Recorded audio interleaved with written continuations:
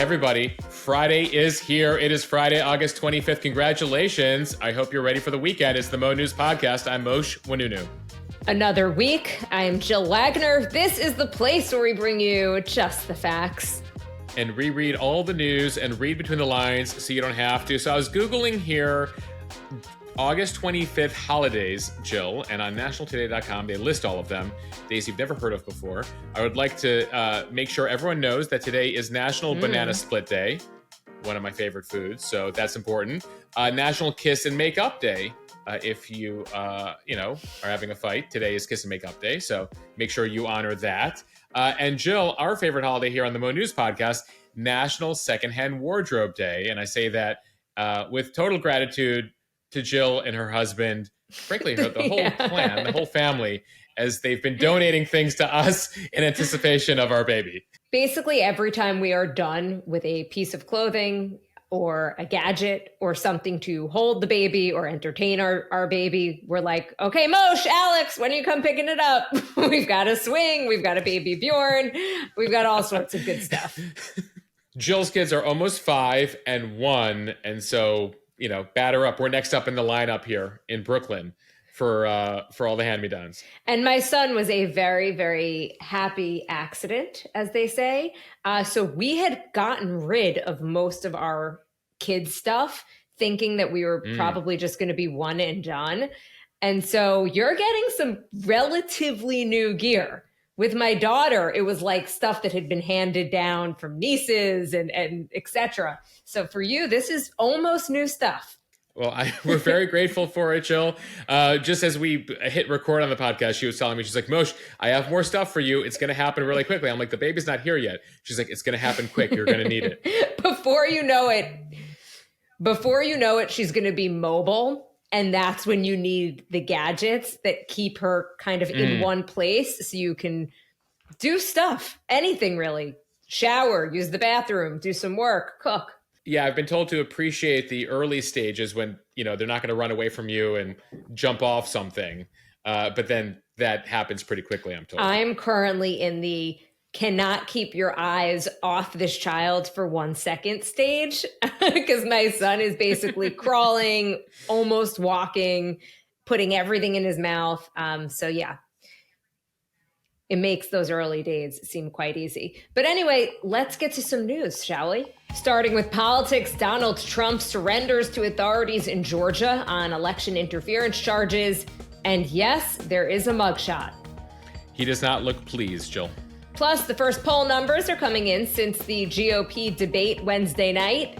Who got the biggest bump? Overseas, Japan starts releasing treated radioactive water from its shuttered nuclear plant into the Pacific Ocean, and not everyone is happy about it. Meanwhile, Vladimir Putin breaking his silence over the Wagner chief's reported death.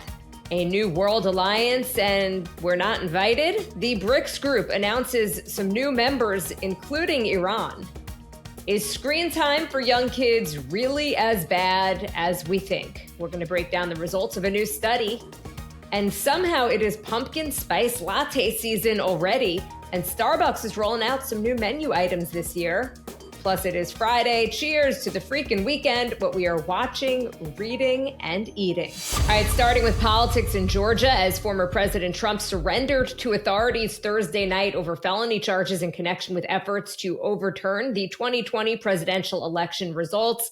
He was arrested, booked, and released. His inmate number, P011-35809. Unlike his other indictments, Trump did have a mugshot taken, and Moshe is not a happy camper. There were questions about whether he would smirk or smile like some of his co-defendants, but he looks quite angry. Yeah, I thought there was a chance actually that he would have smiled, hoping to use this photo for marketing purposes. I'm sure he'll use it either way, but seems very displeased. I'm sure that a lot of discussions went into what his expression would be for this picture. He used a local bail bondsman to cover his $200,000 bond. Many of his 18 co-defendants, including Rudy Giuliani and Mark Meadows, have already surrendered in this election interference case. A federal judge yesterday denied requests by two defendants, Meadows and Jeffrey Clark, to delay their arrests. All defendants face a deadline of noon today to voluntarily surrender. And it comes as Fulton County District Attorney Fani Willis has proposed an astonishingly quick start to the trial for Trump and his 18 co-defendants. This is according to a new filing. It came after co-defendant Kenneth Chesbrough, one of the 18 that was indicted alongside Trump, demanded on Wednesday that he get a speedy trial. Well, Willis appears to have called his bluff, saying that she'd be more than happy to put all 19 defendants on trial starting October 23rd, 2023. That is just 8 weeks away. And then a court has granted the motion. It is a big move from the March 2024 date that she initially proposed.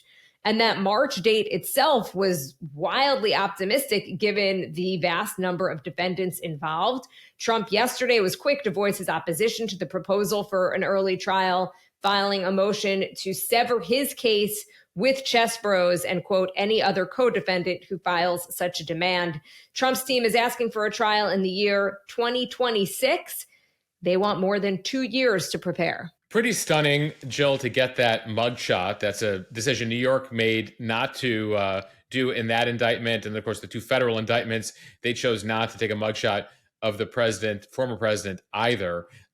Georgia, not messing around here with the racketeering case, the 19 co-defendants, and what appears to be a very aggressive schedule. And we're going to learn more in the coming days and weeks as to whether Trump is going to have to deal with the fact that Chesbrough effectively tried to call Willis's bluff. He's like, I want a trial in October, thinking she wouldn't be ready. And she was like, cool, we can do October. Let's do everybody in 8 weeks. I'm ready. So the question is whether he can take his case away from Chesbrough, or she's going to demand to try them all together. Keep in mind, the strategy she uses against Chesbrough, she's going to use against other defendants, and that's an argument she'll make to keep all of them together. So we're going to watch all of that and those proceedings. And, as we've been telling you, Trump faces 4 criminal trials in the next year, 3 civil trials, 91 different criminal counts over those 4 indictments, the 2 federal, the New York, Stormy Daniels, and this case, the election interference case in Georgia. Collectively, the prison term for all 91 counts, if you added them up, which again won't happen, is 700 years in prison. So Trump will have to go 4 for 4 in those trials. And then, of course, he has the civil cases, which are more fines and things dealing with his business and personal life. And so that'll be his challenge on the legal front. So far, politically, it has not impacted him negatively. In fact, on the Republican side, when it comes to primary voters, they're coming to support him more. And what's notable is so much support that he decided, I don't even need to participate in the debates. And of course, we had the debate on Wednesday night. And Jill, we're getting our first sense now of how Republican primary voters felt about how those 2 hours, sans Trump, the 8 others, went. Washington Post, Ipsos, and 538 have a poll of potential Republican voters out who watched the debate. And they found that among those watchers, Ron DeSantis and Vivek Ramaswamy came out on top. The poll showed that 29% of voters thought DeSantis performed best, 26% thought Ramaswamy performed best. In third place, Nikki Haley, the former South Carolina governor, she lagged behind them. She was at 15%. And then the rest of the field under 10%, 7% thought Pence did best, 4% for Christie, 4% for Tim Scott, and then 2% for the others. Nikki Haley showed the most improvement when it came to the share of Republicans who say they would consider voting for her. Pre-debate, 29% of Republican primary voters who watched the debate said they were considering voting for her. After the debate, the number went from 29 to 46%. Moshe, I did a very unofficial poll on my Instagram feed, just asking people what they thought of the debate, if they watched, and who they thought won or lost. And I would say to a person, almost everybody said that they thought Nikki Haley won. And what struck me is that when we have polled our audience specifically on the Mo News community, many consider themselves to be moderate. So these are probably more moderate people politically, and they were really attracted to the message that Nikki Haley had on Wednesday night.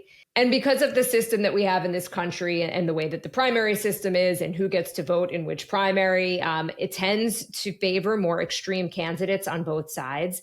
And in a lot of ways, those moderate candidates never make it to the final ticket. And I know you get asked all the time about that. Like, why aren't there politicians that are more representative of the middle. And this is why.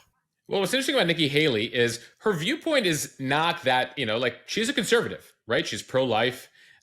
She has many traditional Republican viewpoints. The party, though, has taken a swing farther right in the Trump era. So when you look at Nikki Haley's standing, she sounds like George W. Bush. She sounds like Mitt Romney. She sounds like John McCain.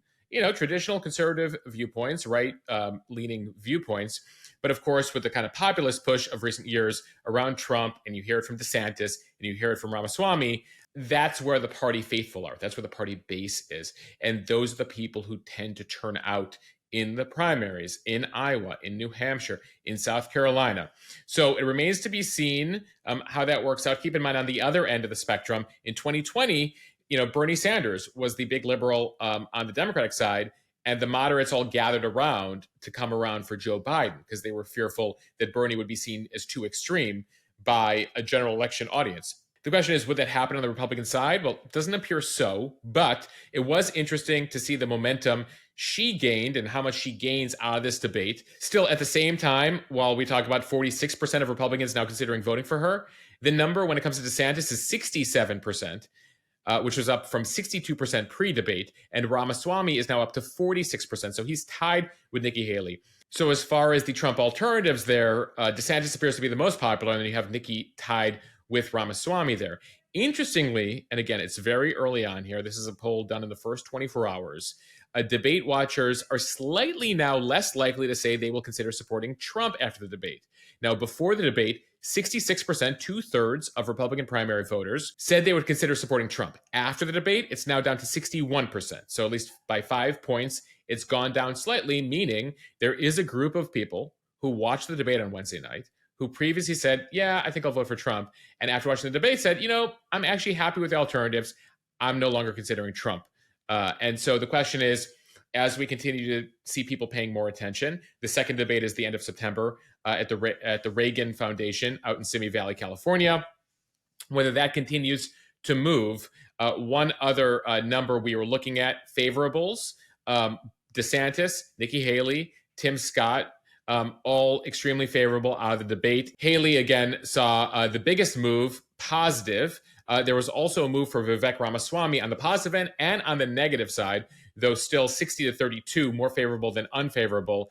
Two candidates seen as unfavorable, more unfavorable than favorable to Republican primary voters, Mike Pence, Chris Christie. The majority of people who say they'll vote in a Republican primary find both of them more unfavorable than favorable. It's so fascinating because I was sampling different media on Thursday morning trying to gauge reaction.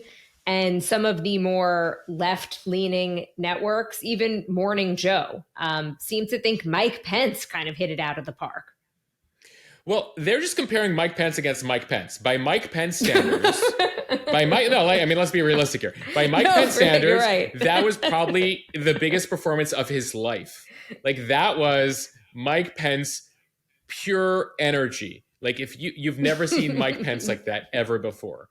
Like, he took a Red Bull or whatever the equivalent. He like shotgunned a couple of those. Like, by Mike Pence standards, you're like, whoa, where's this guy been?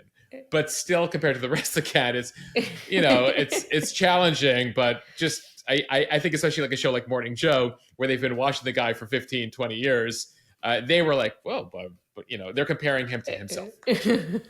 Switching gears and heading overseas, Japan has started to release treated radioactive water from the Fukushima nuclear power plant into the Pacific Ocean. It is a controversial move. It's been met with fierce objections from many consumers and from some countries like China, which are taking some big steps, going as far as banning seafood from Japan. All right, so what is this all about? If you remember, back in 2011, an earthquake and a massive tsunami destroyed that nuclear power plant. Several reactors melted down. In order to prevent total disaster, workers flooded the reactors with water.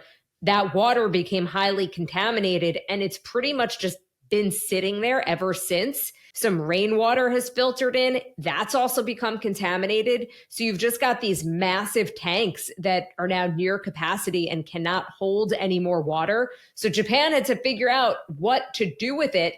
The director of nuclear power safety at the Union of Concerned Scientists in Washington telling NPR, there really were no good options here. But in his view, Japan's current plan is, quote, probably the least bad of a bunch of bad options. Yeah, that's one of the challenges when it comes to these things is like, you have to continue to run water through them. Then you got to find a place to store all of that. So over the past few years, Japan has created a system to filter out as much radioactive contamination as possible.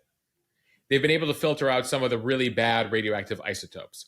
The one isotope they can filter out is something called tritium. Tritium is an isotope of hydrogen. Hydrogen, of course, is a trait of, I feel like there's been a lot of chemistry on the pod this week, Jill.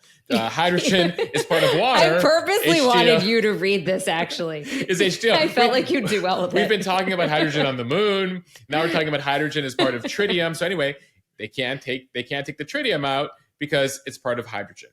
So they're going to dilute it with seawater and then release it into the Pacific Ocean, which they've started to do slowly over the course of decades. So to start, they have released about 3 Olympic swimming pools worth of water. Japan says the tritium levels are well below all safety limits. Keep in mind, if you have a nuclear power plant near you, they also release tritium into water. So this is not something atypical here. The UN's nuclear watchdog says the discharge will have a negligible radiological impact to the people and the environment. The International Atomic Energy Agency, the IAEA, believes the plan is consistent with international safety standards. The group plans to continue monitoring. Still, experts are split on the safety here. On one hand, there's a professor who studies nuclear accidents, including Chernobyl, who told NPR, quote, the risk is really, really, really low. That's 3 reallys there. And I would call it not a risk at all. If it's done properly, then the doses that people get and the doses that the ecosystem get just will not be significant. And yet, not everyone is convinced, Jill, despite those 3 reallys. Really, really, really. Yeah, we're talking mostly about countries that are much closer to Japan than we are here in the United States. So there have been public protests in South Korea. China has gone as far as to ban all seafood and aquatic products from Japan. And that is escalating a relationship that's already pretty tense. China is describing this operation as, quote, selfish and irresponsible. They say they are banning the food as a way to protect the health of Chinese consumers and prevent the risk of radioactive contamination of food. Some Pacific islands like the Marshall Islands and Tahiti also concerned about this decision. Many of these countries have already dealt with high levels of radioactive fallout from nuclear tests during the Cold War. And there are some islands in that area that are actually still uninhabitable. So they are particularly sensitive to this. Yeah, the history and the context is important here. Keep in mind, it wasn't so long ago that Japan invaded the Koreas, occupied them, invaded China. This was World War II. So the relationship has been tense for decades, for a very long time. So this just sort of adds to it. So at a time where you never really had a great relationship, and they're doing this. And of course, the Fukushima nuclear accident has sort of taken on a reputation of its own, sort of like Chernobyl, not Chernobyl, but nonetheless. So it feels like even though other nuclear power plants do this on the reg, that this coming from Fukushima feels a little icky. And so that's where we're at. We obviously don't have long-term data on this. This is going off into the Pacific Ocean. There's a lot of fishing out there, etc. The experts, as much as you can believe them, IAEA, all those agencies say, we think this is okay. And yet the neighborhood still a little concerned. And this is something certainly they'll be testing and monitoring, and something we'll keep checking in on. Time now for the speed read from the Independent newspaper. Vladimir Putin is speaking out for the first time, praising Wagner Group chief Yevgeny Prigozhin as a, quote, talented businessman, as he sent condolences to the families of those who died in a plane crash near Moscow on Wednesday. He broke his silence about 24 hours after Prigozhin was presumed dead in that crash. Again, it is his former ally, the Russian president, saying it's necessary, though, to await the outcome of his own official investigation to figure out what happened. At the same time, that crash, which killed all 10 people on board, is widely claimed to be an assassination to avenge Prigozhin's mutiny in June that challenged Putin. Intelligence chiefs said that they suspected an explosion caused the crash. A U.S. Pentagon spokesperson saying that reports that a surface-to-air missile took down the plane were inaccurate, but he declined to say whether the U.S. suspects a bomb. So the Putin statement, Jill, was interesting because he was asked about it on camera. We posted a clip on Instagram.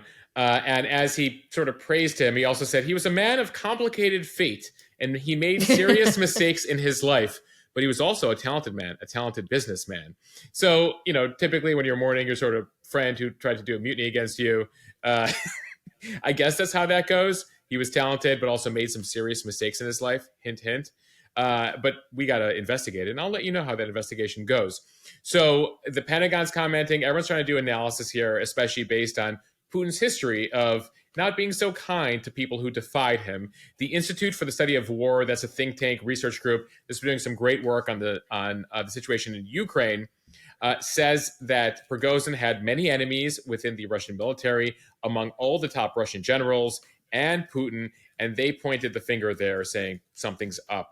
They wrote that the Ministry of Defense, the Kremlin, have been destroying the Wagner private military company, weakening Prigozhin's authority since that rebellion 2 months ago, and the assassination was likely the final step to eliminate Wagner as an independent organization. Remember back in June, Prigozhin had it with the Russian military, decided to effectively run his tanks to Moscow, or try to, took over 2 Russian cities, killed more than a dozen Russian military members, took over their southern command, their war command, and then there was a deal struck with Putin.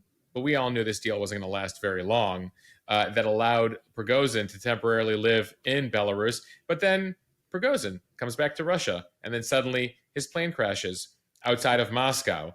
And so we don't find that surprising, because Putin did say back in June that what Prigozhin did, what the Wagner group did, could have tipped Russia into a civil war. And that's not something that Putin was so happy about. From the New York Times, the 5-nation BRICS club of emerging economies that came together to tilt the international order away from the West announced plans on Thursday to expand its membership, feeding concerns about a growing global divide.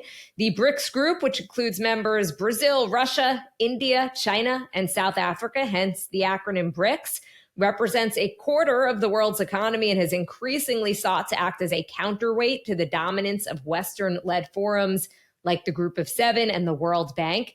At its summit in Johannesburg, the group announced that Argentina, Egypt, Ethiopia, Iran, the UAE, and Saudi Arabia had all been invited to join, and that their memberships would begin in January. Chinese President Xi Jinping, who had pushed for a rapid expansion of the group, said this move to bring in new members was historic. He wrote, "International rules must be written and upheld jointly by all other countries, rather than dictated by those with the strongest muscles."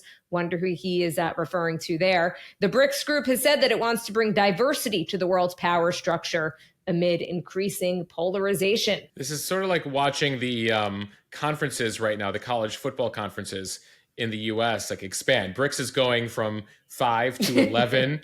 I don't know what that'll mean for their acronym, though. I was trying to think, what do you do with Argentina, Egypt, Ethiopia, Iran? You have a lot of vowels coming in for it's going to be a tough pronouncer.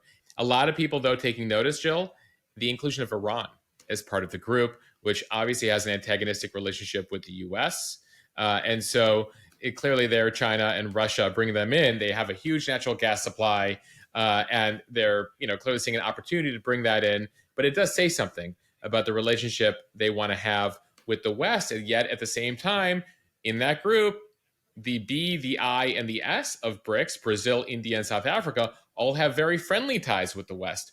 So we've talked about this week on the Instagram account and here on the podcast. What is BRICS going to be, and how will it get defined? Will be very interesting, especially with this new group in, because you have the Argentinas of the world, again, close to the West, but then you have Iran. So this expansion more broadly does give the group more financial heft. It bolsters the bid by China's leader Xi Jinping to show that Beijing has growing diplomatic support for its agenda, despite the fact that they've been kind of playing footsie with Putin and still backing him.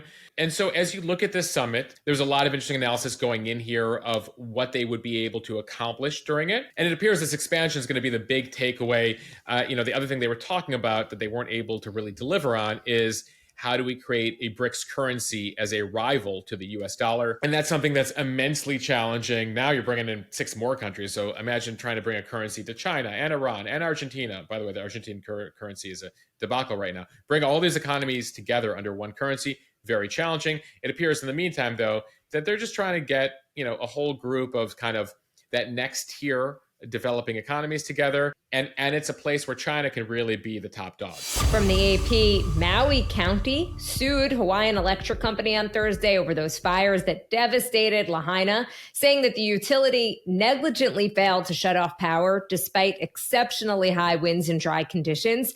Witness accounts and video indicated that sparks from power lines ignited fires as utility poles snapped in the winds, which were driven by a passing hurricane.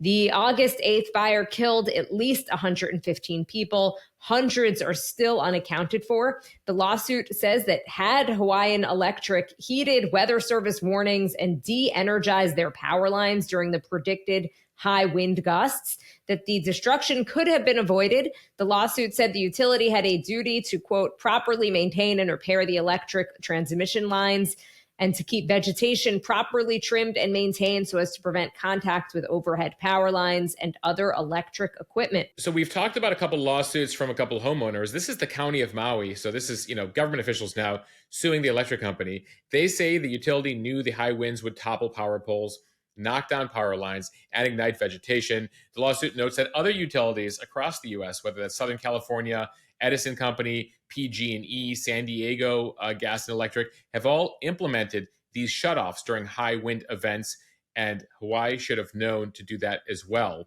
So the county is seeking compensation for damage. Other utilities have been found liable in devastating fires recently. There was one in Oregon recently where they found PacifiCorp responsible for devastating 2020 fires, ordered the company to pay tens of millions of dollars to people who had their homes and properties destroyed. That fine could actually go into the billions.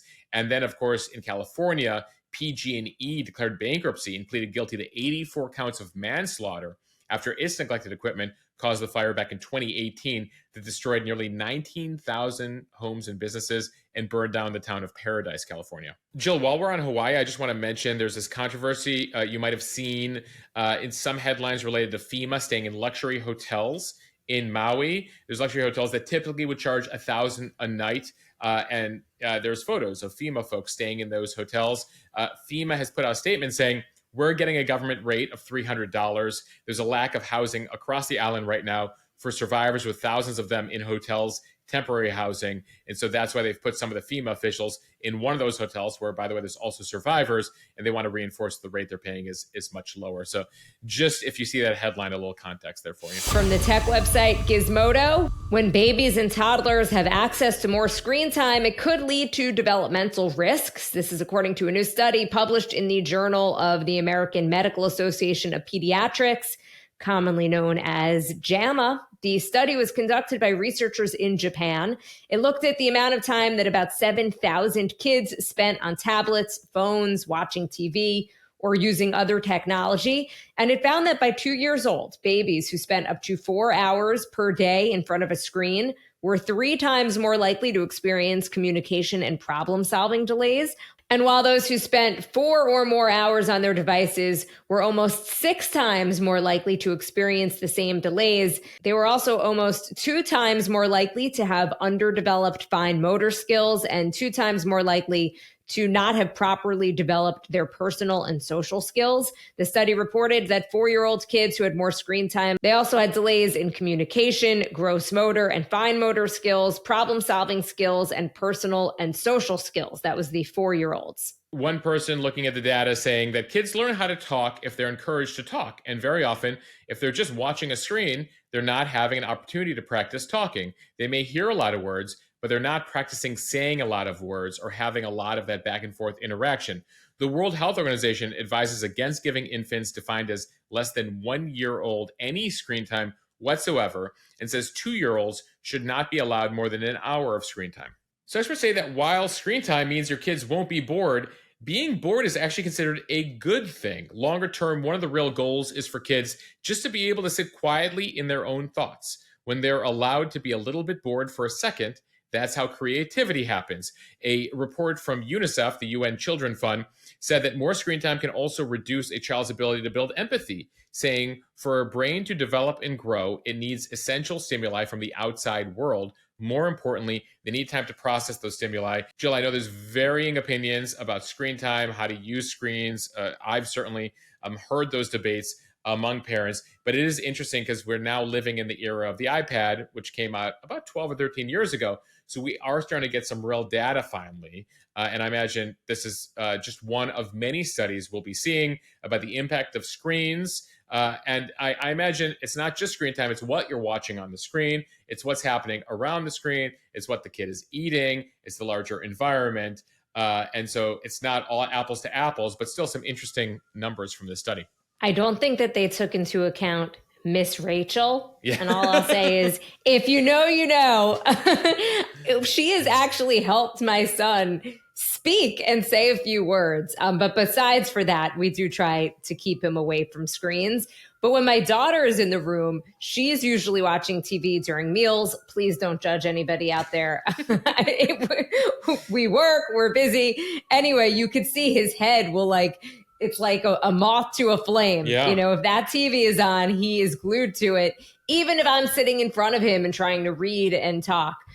So it is a struggle how we are all going to kind of try to develop and just be normal with all of this technology in front of us. From Axios, even the extreme summer heat cannot slow pumpkin spice season. Starbucks is releasing its pumpkin spice latte and fall menu this week, 6 days earlier than last year. The announcement kicks off the annual debate over whether it is too soon for fall flavors. And if pumpkin fanfare has gone too far, it follows Pumpkin Spice's August 16th arrival at Dunkin' and an even earlier launch at Krispy Kreme, 7-Eleven, and Bath & Body Works. There are a couple of new items on the Starbucks menu this year: the iced pumpkin cream chai tea latte and the iced apple crisp oat milk shaken espresso. And then there's 2 drinks that you might remember from last year: the pumpkin cream cold brew and the apple crisp oat milk macchiato. They will be back again this year. So Jill, it also turns out that this year is the 20th birthday for the pumpkin spice latte. We did a history over on the Mo News Instagram account. It started with a team at Starbucks headquarters in Seattle in 2003, where they drank espresso and then ate pumpkin pie to see how the flavors work together. And so we take you through that history. It took off, it exploded, and now it's getting released earlier and earlier than ever. You know, some people noted their kids aren't even back in school in some places, and it's already pumpkin spice latte season. Of course, some people say nostalgia is a key driver here behind the fall flavor early appearance.